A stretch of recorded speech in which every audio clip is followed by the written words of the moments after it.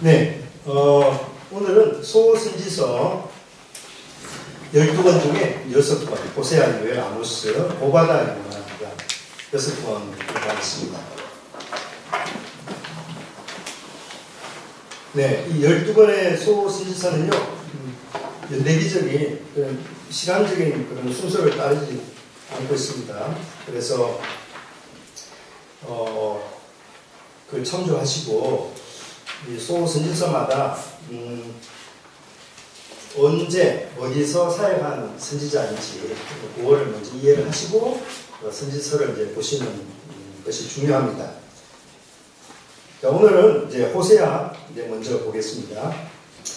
호세아 선지자는 북이스라엘에서 이제 사역한 선지자인데요. 호세아라는 그 이름의 뜻은 구원 그런 뜻입니다. 그러니까 호세아, 예수와 여호수아, 예수 사실은 의미가 같습니다. 구원 그런 뜻입니다.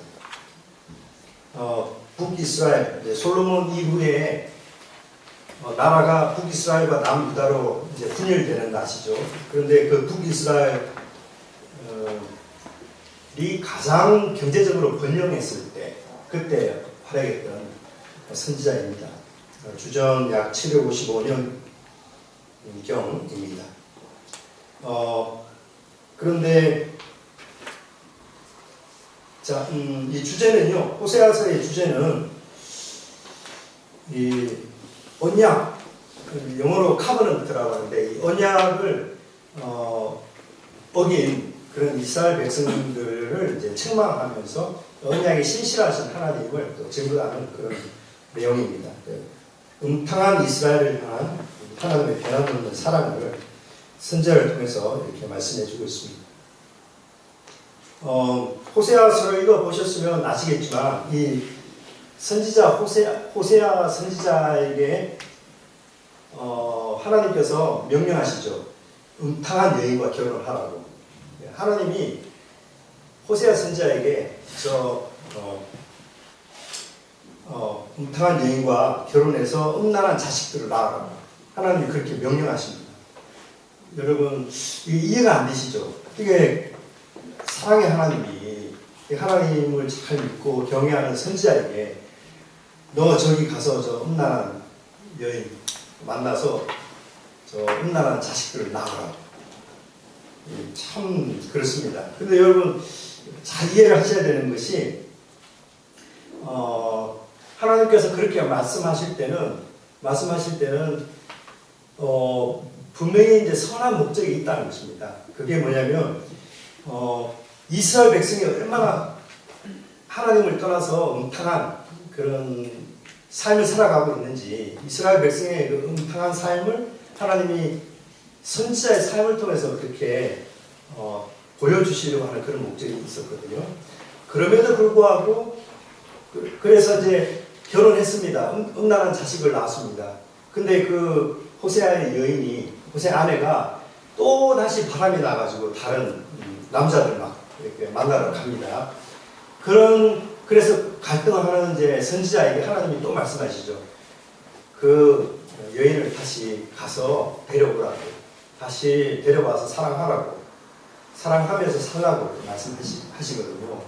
그러니까 하나님이 그렇게 이스라엘 백성을 향하신 하나님의 사랑을 그렇게 보여주시려고 하나님이 호세아 선지자에게 이렇게 말씀하신 것입니다. 그러니까 선지자도 참 이해가 안 되지만은 그 과정을 통해서 하나님의 마음을 느낀단 말입니다. 하나님이 이스라엘 백성을 향해서 이런 마음이시겠구나. 이거를 자신의 결혼 생활을 통해서 느끼거든요. 이것이 참 중요한데요. 하나님이 사용하시는 그 메신저, 말씀을 전하기 위해서 택한 하나님의 종들을 때로는 하나님 이런 방법으로 하나님의 메시지를 이해하게 하십니다. 머리로는 이해하는 거하고 몸으로 이해하는 거하고 다르거든요.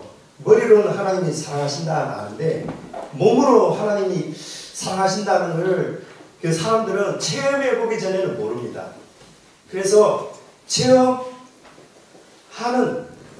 그런 방법으로 하나님이 그런 말도 안 되는 그런 상황을 겪게 하신단 말이죠. 예, 그런 경우가 있습니다. 예. 그래서요, 이게 선교사님들이나 혹은 이제 목사님들이나 혹은 말씀 사역자들 삶을 가만히 들여다보면 하나님이 이토록 하나님을 사랑하는 하나님의 자녀에게 왜 이런 일이 있을까 이렇게 생각이 되는데 가만히 보면은 그 고통과 그 아픔과 그 어려움 때문에 하나님이 그를 통해서 전하려고 하는 그 메시지를 그분이 온몸으로 이해를 하거든요. 그래서 하나님의 메시지가 살아있는 메시지가 되도록 하기 위해서 그런 상황을 겪게 하시는 것입니다. 그래서 말씀을 전한 자가 먼저 하나님이 이런 분이라는 것을 깊이 이해를 하는 것이죠. 대표적으로 고린도 후서 1장을 보시면 이제 사도 바울이 어떻게 말합니까? 하나님은 위로의 하나님이다. 그래가지고 그 하나님의 위로를 먼저 말씀을 전하는 사도가 먼저 경험하도록 하기 위해서 하나님이 그를 고난을 겪게 하시는 거죠. 그 고난 속에 하나님의 위로를 경험하게 하시고 그렇게 경험한 사도를 통해서 고난 중에 있는 많은 교회들을 또 위로하는 메시지를 전하게 하시는 거거든요. 그러니까 이게 하나님의 그 하시는 일입니다. 헨리 나우엔이라는 유명한 그런 영성 신학자가 그 유명한 말을 했거든요. 그분이 쓴 책 이름이 상처받은 치유자. 영어로는 wounded healer. 이 치유자가 힐러가 되는 것은 먼저 그 상처를 경험하는 것이거든요. 상처를 경험하지 못하면 진정한 치유자가 되지 못합니다. 그래서 예를 들어 어떤 사람을 이렇게 신체 병을 치료할 때도 그 병든 사람의 그 고통을 치유하는 사람이 느끼거든요. 그러면 그게 낫는 겁니다. 내가 이 사람의 아픔을 내가 기도하는 중에 내가 느끼면 하나님이 이 사람을 고쳐주시는구나 라는 사인인 거예요. 사인. 상담자도 마찬가지입니다. 카운셀러도 상담받는 그 사람의 그 고민, 그게 내가 느껴지는 과정을 통해서 그 사람이 이제 위로받고 치유되고 하는 거거든요. 메신저도 그렇습니다. 메신저도 하나님의 메시지를 그냥 머리로 이해하고 이렇게 전하는 그 메시지보다는 진짜 그 메시지를 내가 온몸으로 경험하고 그 전하는 메시지가 능력 있는 메시지거든요. 그러니까 하나님의 호세아를 통해서 이스라엘 백성들 비록 하나님을 떠나서 우상 숭배하고 바알과 아세라를 음란하게 따르고 하는 그런 이스라엘 백성들을 하나님이 보시면서 여전히 그들을 사랑한다라고 하나님이 그들이 돌아오기를 바라신다라고 그 말씀을 전하고 싶으시는데 그거를 위해서 우리 호세아에게 너 저 음란한 고멜에게 가서 청혼해라. 결혼해서 음란한 자식들 낳아라. 음란한 여인과 만나서 음란한 자식을 낳으라고 하나님이 명령하신단 말이에요. 그거는 그 이스라엘 백성들을 향하신 그 하나님의 사랑을 호세아가 그 고통스러운 결혼 생활, 선지자가 얼마나 고통스럽겠습니까? 선지자의 그 결혼 생활을 통해서 하나님의 마음을 이제 온몸으로 느끼는 거예요. 그런 다음에 하나님이 여러분 사랑하신다, 여러분 돌아오기를 바라신다 이렇게 선포하는 거거든요. 그러니까 선지자가 되는 거 고통스러운 겁니다. 지난번에 제가 한번 그런 얘기 드릴지 모르겠지만 제가 성경을 이제 설교하기 제일 두려운 게 욥기거든요. 욥기. 제가 욥기를 설교한다 그러면 그게 두려운 거예요. 하나님이 그 말씀을 깊이 경험하도록 나를 얼마나 고난 속에 집어던지실까 이거 상상이 되니까 무서운 거예요. 그래서 욥기 설교는 진짜 무섭습니다. 하나님이 하라고 하시면 물론 순종해서 하는 거지만 이왕이면 저는 이제 좀 다른 거 야베스의 기도 같은 거 그런 게 좋은데 욥기 내가 알기에 나의 구속자는 살아계시니 그런 거 욥의 고난 당하는 욥 이런 욥에 관한 설교하는 게 진짜 무섭거든요. 왜냐하면 그 설교를 하기 위해서 하나님이 저를 그 메시지를 이제 느끼게 하기 위해서 고난을 겪게 하실 거니까, 예, 중보기도에 대해서 설교하겠다 이렇게 결심하고 묵상하고 준비하는데, 진짜 중보기도의 상황을 하나님이 또 경험하게 하십니다. 아, 이 기도 정말 중보기도 중요하구나. 이거를 경험하게 하시는 것들이 그런 게 많아요. 이제 이렇게 설교자, 메신저, 하나님의 말씀을 받아서 전하는, 그래서 택배 기사를 딜리버 그러거든요. 배달하다. 그러니까 설교한다, 하나님 말씀 전한다는 것을 영어로 딜리버라고 합니다. 딜리버. 말씀을 배달하는 거거든요. 하나님께로부터 말씀을 받아서 말씀을 들어야 될 백성들에게 이렇게 배달하는 거거든요. 그게 설교자입니다. 그러니까 설교자들은 다 배달자예요. 택배기사예요. 택배기사. 그러니까 메시지를 받은 백성이 마음에 안 들 수도 있고, 그게 메시지가 마음에 안 든다고 할 수 있고, 메시지가 뭐 싫다고 어렵다 이렇게 반응할 수 있지 않습니까? 그 백성들이 말씀을 받을 때 하는 그 반응에 대해서 말씀을 배달하는 사람이 만약에 상처받는다, 그러면 배달한 게 아니에요. 자신이 만든 메시지를 전하는 거예요.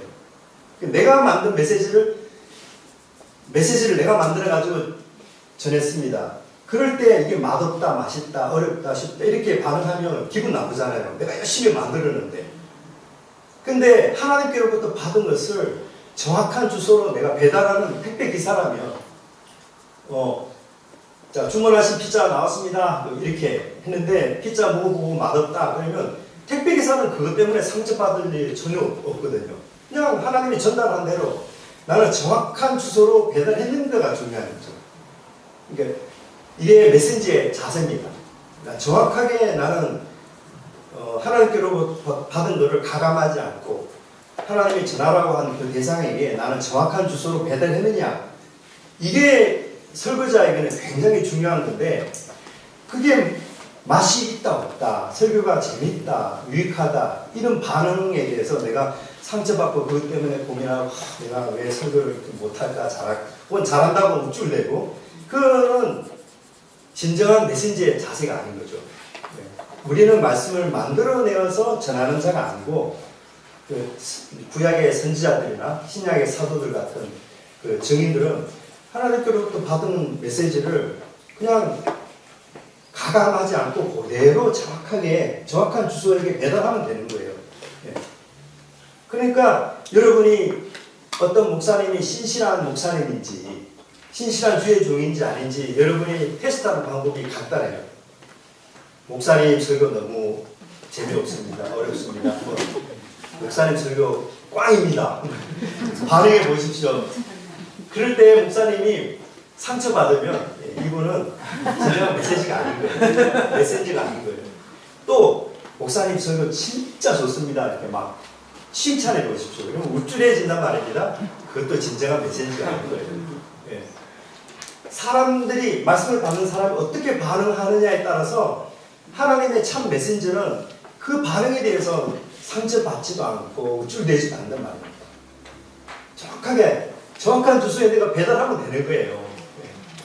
그겁니다. 그 선지자들의 메시지를 보면서 우리가 잘 파악해야 되는 게 그런 거거든요. 그러니까 호세아가 그 결혼생활, 가정생활을 통해서 얼마나 고통을 겪고 있는지 호세아를 보면서 하나님이 이스라엘 백성을 향하신 그 마음을 선지자가 먼저 깊이 느껴보도록 그렇게 하나님이 그렇게 일부러 호세아에게 그런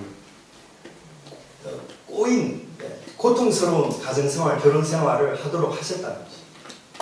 예. 이렇게 우리가 호세아서를 봐야 됩니다. 자, 호세아서는요 1장부터 3장까지 보시면 고멜에게 장가든 호세아의 결혼 생활을 이야기하고요. 육적 결혼, 고멜이 얼마나 금탕한 여인이었는지 잘 보여주고요. 이제 후반부 4장에서 14장까지는 이스라엘에게 장가든 하나님의 결혼, 이렇게 영적인 결혼, 그래서 언약을 맺는다 그러지 않습니까? 언약은 쉽게 말하면 결혼입니다. 결혼식이에요. 결혼식. 그러니까 그래서 교회가 여러 가지 예식을 하는데 성례, 그리고 세례식, 성찬식, 우리 기독교에서는 이 두 가지를 중요한 성례식으로 보는데요. 이 결혼식도 거룩한 예식으로 포함시켜야 된다는 그런 주장이 있습니다. 카톨릭은 그런 거는 잘해요. 그런 잘하는데 카톨릭은 거룩한 예식으로 7가지를 이야기하거든요. 너무 많이 이제 그걸 집어넣어서 문제지, 우리 개신교는 너무 2개만 딱 성례로 포함해서 이제 좀 문제입니다만, 저는 이제 결혼식도 중요한 예식으로 집어넣어야 된다고 생각합니다. 그래서 제가 청년부 사역할 때 오래전에 저는 결혼을 앞두고 있는 청년들이 있으면 꼭 사귀기 전에 꼭 나한테 와서 등록해라. 등록해가지고 두 사람이 이제 서로 사귀다가 어려움을 겪기도 하고 갈등을 겪기도 하잖아요. 그럴 때마다 나한테 와요. 나랑 상담해라. 항상 그러고, 그리고 주례도 내가 한다. 그리고 누가 주례를 하면 내가 기도라도 꼭 하겠다.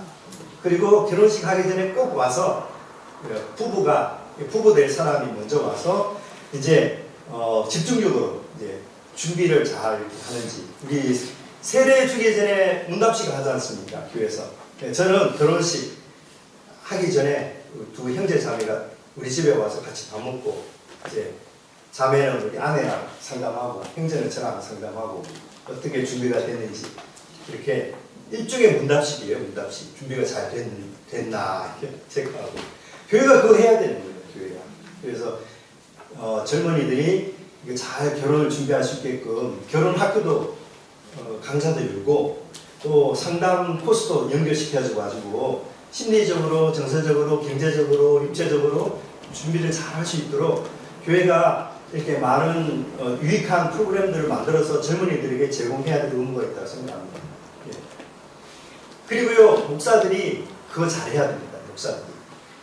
남아공에서 제가 사역했지 않습니까? 남아공에서는요, 그 목사가 아무나 목사가 될 수 있는데 주례는 아무나 못합니다.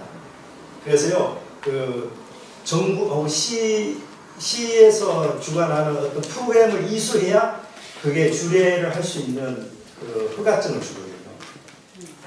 네, 그만큼 이제 아무나 주례를 못하게끔 하는 그런 제도가 있는데, 한국은 조금 그런 면에 있어서 좀 무르다 그런 느낌이 있습니다. 자, 결혼입니다.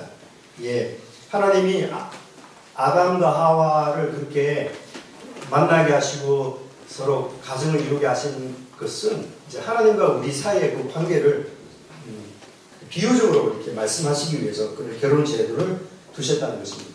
비밀은 이겁니다. 우리가 부활할 때까지, 예수님 오시는 그 재림의 순간까지만 결혼 제도가 있는 거고요.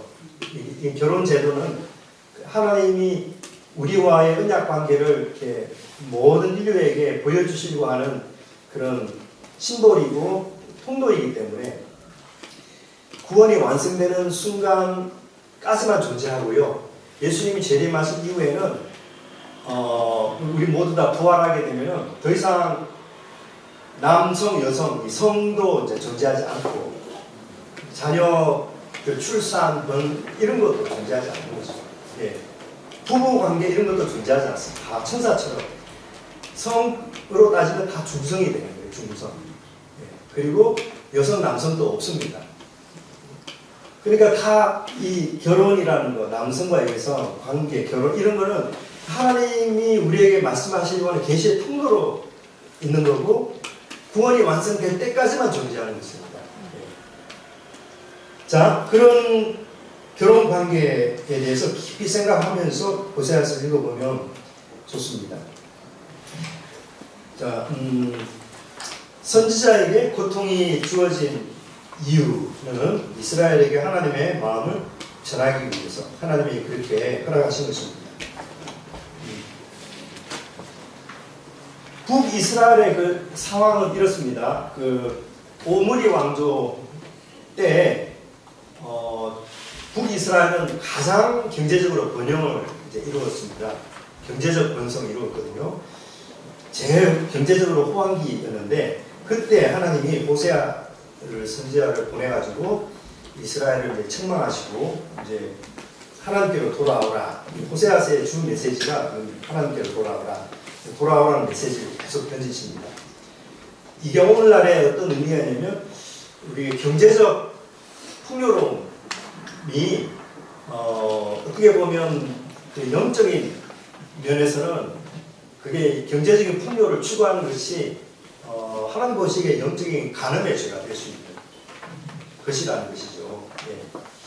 우리가 호세아를 통해서 물질 만능주의에 빠진 현대교회 그런 만문주의에 빠진 현대교회 하나님의 백성들 향한 메시지일 수도 있다.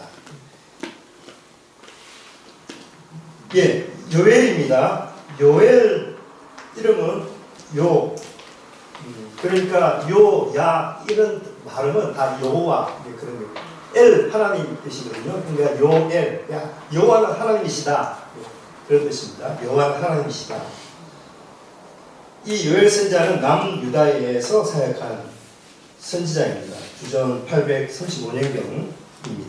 주제는 주님의 날이 다가오고 있다. 예, 그건데요. 요엘서는 크게 세 단락으로 이제 나눌 수 있습니다. 첫 번째는 1장 1절에서 1장 20절까지입니다. 이 단락은 이제 문자적으로 메뚜기 재앙을 겪은 그 남쪽 유다의 상황입니다. 메뚜기 때는 고대 지금도 그렇지만 아주 무서운 재앙인데요. 이 문자적인 메뚜기 재앙을 이제 보면서 하나님의 요엘 선지자를 통해서 주의 날이 다가오고 있다. 그런 메시지를 이제 전하는 것입니다. 두 번째 단락은 2장 1절부터 2장 17절까지인데 이거는 임박한 메뚜기 같은 재앙, 임박한 메뚜기 재앙이 지금 있다. 다가오고 있다. 세 번째 단락은 2장 18절에서 마지막까지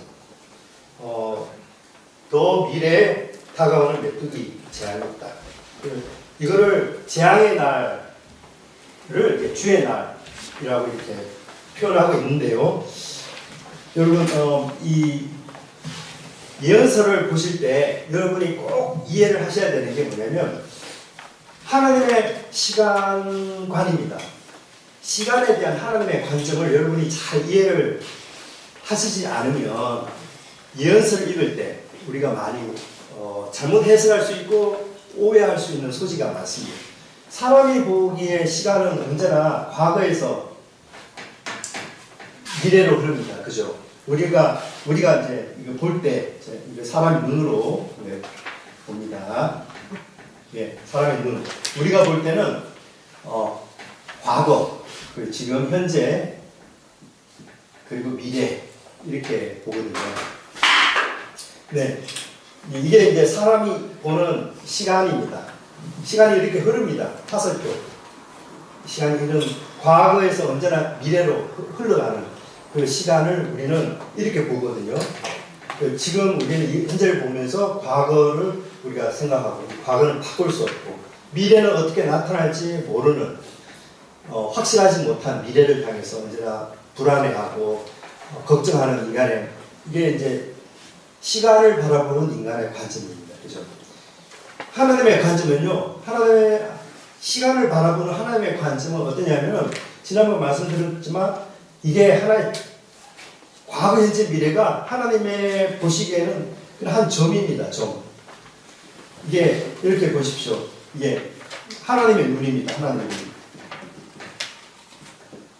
예, 하나님께서 이걸 보실 때는 그냥 한 점입니다. 과거나 현재나 미래나 하나님 보시기에는 그냥 한 점으로 보이는 거예요. 예. 근데 사람이 볼 때는 이렇게 보는 관점이 없고 이렇게 보거든요. 그러니까 과거는 생각하고 현재는 어떤 일이 일어나는지 우리가 보고 있고 미래는 나타나지 않았으니까 우리는 불확실하다 이렇게 생각하죠. 근데 하나님 보시기에는 모든 것이 다 한 점입니다.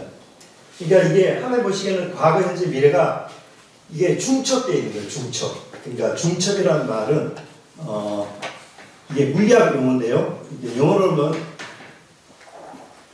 영어로 보면 슈퍼포즈. 그러니까 이렇게 겹쳐 있는 거예요. 과거, 현재, 미래가 다. 그러니까 성경을 보실 때 주의 날이 가까웠다. 그 주의 날은 이럴 것이다. 하나님 말씀하는데 우리가 헷갈리는 이유가 도대체 그 주의 날이 어느 시점이냐 이거 가지고 우리가 생각하기 때문에 어려운 거거든요. 근데 하나님 보시기에는 이게 다 한 점이에요. 지금 메뚜기 재앙이 지금 일어나서 온 유대 왕국이 지금 초토화가 되었습니다. 이 사회적인 문제 가지고 우리나라 왜 이런 일이 났나 할 때 하나님이 요엘 선지자를 보내가지고 지금 말씀하시는 거거든요. 장차 메뚜기 재앙이 또 다가온다. 주의 날이 다가오고 있다. 그리고 그게 끝이 아니라 또 더 미래에 또 주의 날이 다가오고 있다. 그 주의 날을 이렇게 보는 거예요.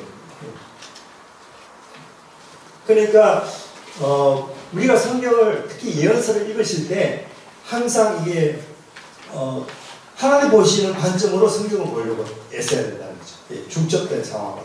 근데 예언서를 잘못 해석하는 분들은 딱 이렇게 이 말씀은 이거다라고 딱 이렇게 딱 한정해 버리면 오해가 생기고 이제 이게 잘못된 해석이 많이 생깁니다. 그러니까 하나님이 보시는 대로 성경을 보려고 애쓰면 절대로 예언서를 잘못 해석할 일이 없습니다. 이런 관점을 항상 보시고 하나님 보시기에는 한 점으로 존재한다.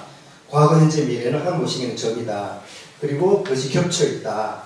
그것입니다. 그렇지만 사람이 볼 때는 이게 스펙트럼을 이렇게 나누어서 우리가 이해를 할 수 있는 거죠. 그래서 주의 날 그럴 때 주의 날 메뚜기 재앙이 막 일어난 그리고 곧 임박한 주의 날이 있고 장차 올 주의 날이 있고 있는 것입니다. 그러니까 요엘서 보면 그 유명한 말씀 있지 않습니까? 그날에 주의 날에 하나님께서 영을 부어 주셔서 젊은들이 이제 환상을 보고 늙은이들이 꿈을 꾸고 그런 있을 것이다. 그 말씀을 이제 하시는 거거든요. 그러니까 복음서에 가서는 바로 그것이 바로 이제 성취되었다라고 사도행전에서 또 이렇게 말씀하는 거예요. 그러니까 하나님 보시기에 이 하나님 하실 이 일이 이렇게 쭉 한 점으로 이렇게 보이고 하나님의 보시기에는 미래도 확정된 상태로 보이는 것이죠. 하나님 보시기에는 그게 선지자가 하나님께 부름 받을 때 독특한 체험을 다 하거든요. 그 모든 선지자가 하나님을 만나는 선지자로 소명을 받을 때 하나님을 만나는 독특한 체험을 합니다. 그걸 통해서 하나님의 시각을 딱 갖는 거거든요. 하나님의 시각을. 그게 예언의 은사입니다. 예언의 은사. 근데 사람은 이렇게 보는 이런 인간이 하나님을 만나면 이렇게 보는 이제 관점을 갖게 되는 거죠. 그게 예언자의 시각입니다. 그리고 이게 항상 이렇게 보는 건 아니고 하나님께서 감동하시고 하나님이 말씀을 주실 때 이렇게 보는 시야가 열리는 것이죠. 그래서 말씀을 선포하는 것이거든요. 요엘서의 그 주제는 주의 날, 주의 날에 대한 메시지입니다. 그리고 이것은 메뚜기 재앙에 대한 지금 우리가 보고 있는 메뚜기 재앙 이걸 통해서 이게 끝이 아니다. 이제 또 다른 메뚜기 재앙이 지금 다가오고 있다. 그리고 더 미래에도 이런 재앙의 날이 주의 날이 다가오고 있다. 이렇게 말씀하고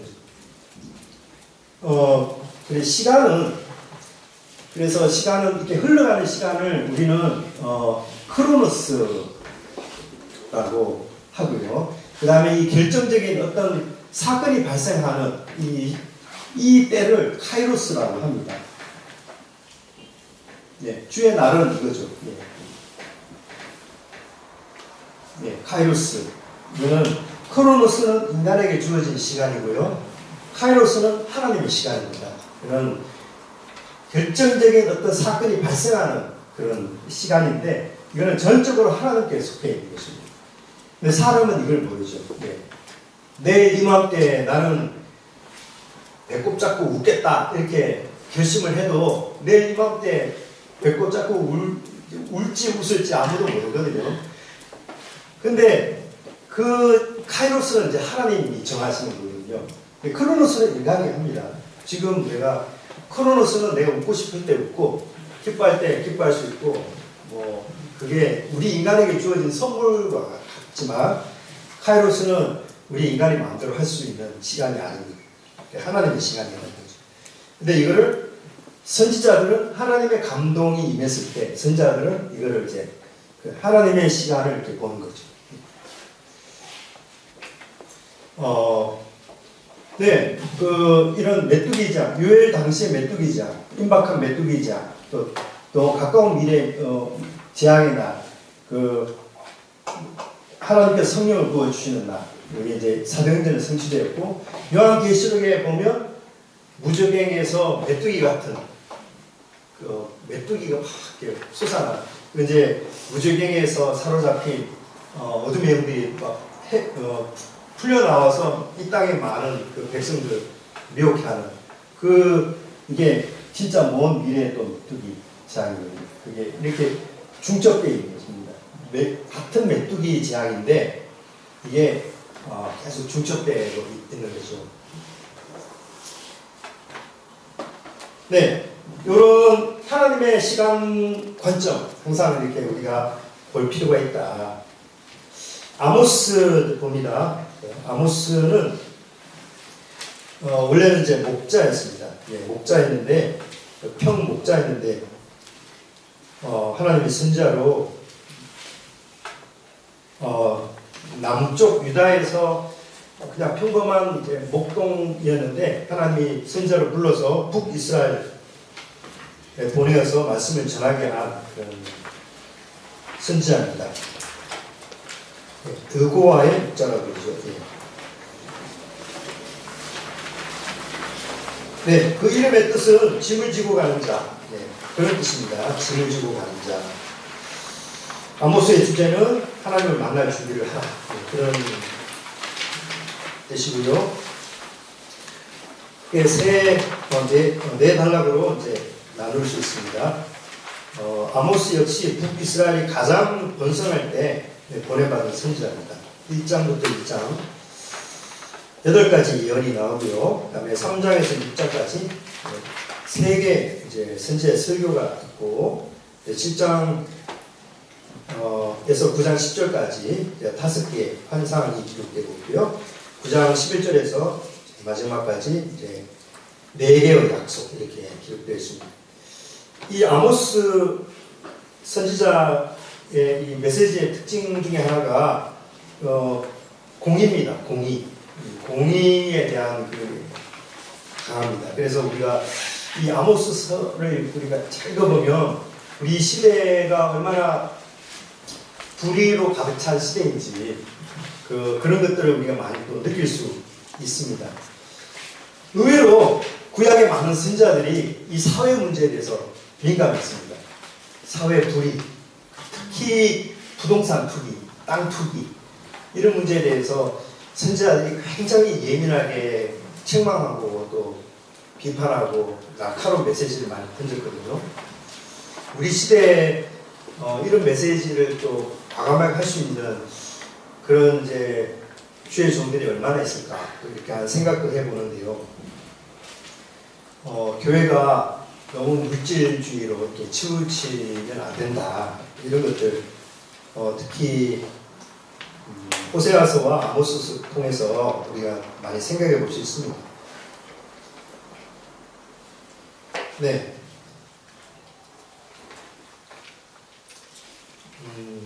아모스 선지자가 본 환상 중에 대표적인 것이 다림줄 환상. 그렇죠. 환상 중에 봤는데 다림줄이 놓였다. 이 다림줄 이것은 그 건물을 지을 때 여기 이렇게 줄에다가 어떤 줄을 매달아 가지고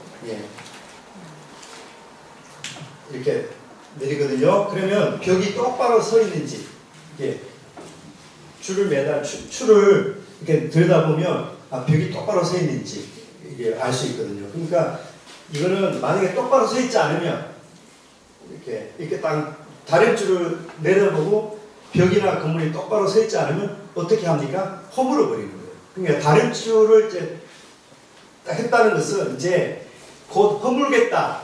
똑바로 하지 않으면 즉시 허물겠다라고 하는 하나님의 선언이 그 다림줄을 내리는 거죠. 하나님의 선언이 담겨 있는 거거든요. 그러니까 이런 게 다림줄. 요즘 잘 안 쓰는 말이지만 뭐 이렇게 이런 다림줄을 환상 중에 봤다. 예, 있습니다.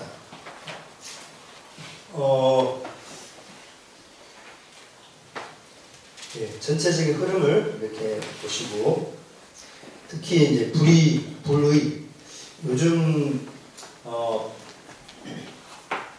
제가 청년부 옛날 수련회 할 때 겨울 수련회, 여름 수련회 프로그램을 교육자가 짜거든요. 담당 교육자가 짜는데 항상 모든 수련회에 꼭 저는 이 사회 문제를 다루는 그 특강 시간을 꼭 뒀어요. 그거 가지고 임원과 리더들이 좀 불평하는 것들이 가득 있었거든요.